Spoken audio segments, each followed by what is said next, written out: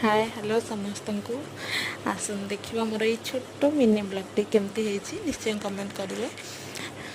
आज आमर भोजी तो आम जाइए गोटे बढ़िया मस्त प्लेसटे होती तो बीच बीच पाखे गोटे झाऊ भल लगे तो से जगटा देखले मस्त हो देखले जापर पूरा झाऊ बण हो बीच पाख। तो आज आमर भोजी ये है आमर पूजारी नना ये पूजारी नना को आम स्पेशली डकईचु गड़ी आमर रोषे करने। तो तापर आमर ये हेले आमर आयोजक से जहाँ भी कहती कहीदेली आयोजक।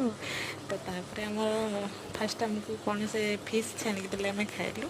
तापर आम गलु टिके बीच बुलिया बीच बुलिक आसला बेलू आमर खाଇବା पूरा रेडी हो जाता। तो बीच रो सौंदर्य टिके देखु बीच तो बस बस समस्त देखिथे मुझे वीडियो सेयार कर देखु। बीच रू आसला बेलू आम स्वामी मैंने आम खाइबाटा प्रस्तुत करके बाढ़ी भी सारी तो आम बसिलु खाइलु। तापर पुणी चलु आ गए बीच आपिकोंडा बीच रे माँ बो टिके गिर गिर गिर गिर बुलीगलु। तापर समस्ते टिके फटो फटो उठेदेलु। तापर आसिलु बाटर टिके आखु रस पीलु। तापर से घर को गले आम आम घर को आसिलु। आ बाय बाय समस्त को पुणी देखा गोटे नुआ ब्लॉग रे।